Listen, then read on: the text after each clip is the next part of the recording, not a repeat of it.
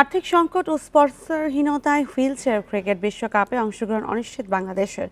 গেল বছর কোনো টুর্নামেন্টে অংশগ্রহণ করতে না পারলেও এই বছর বিশ্বকাপ সহ এশিয়া কাপেও অংশ নিতে চান খেলোয়াড়রা। সেজন্য বিবিসি সহ সংশ্লিষ্টদের সহযোগিতা চেয়েছেন দলটির অধিনায়ক মোহসিন।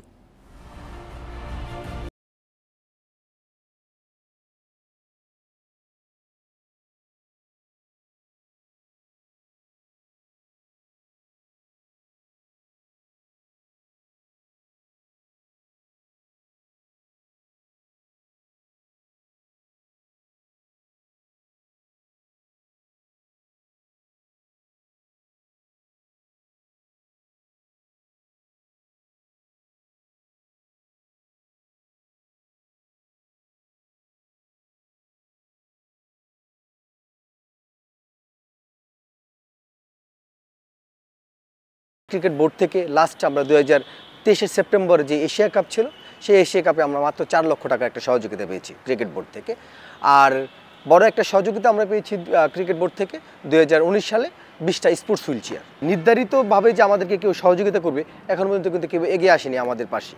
সবশেষ 2023 সালে মাঠে নেমেছিল হুইল চেয়ার ক্রিকেট দল। 2024-এ কোনো টুর্নামেন্টেই অংশ নিতে পারেনি।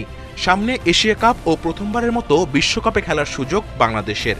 তবে আর্থিক সংকটে শঙ্কা দেখা দিয়েছে অংশগ্রহণ নিয়েই।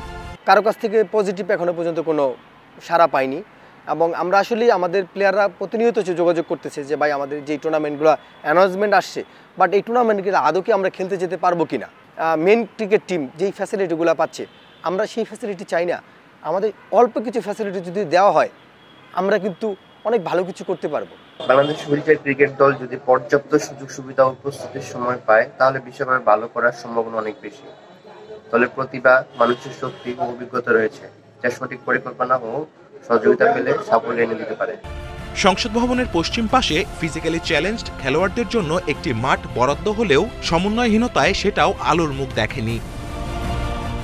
শারীরিক অক্ষমতাকে পেছনে ফেলে আবারও দেশের জন্য লড়তে চান মহসিন, মোর্শেদ, রিপনের মতো হুইলচেয়ার ক্রিকেটের খেলোয়াড়রা।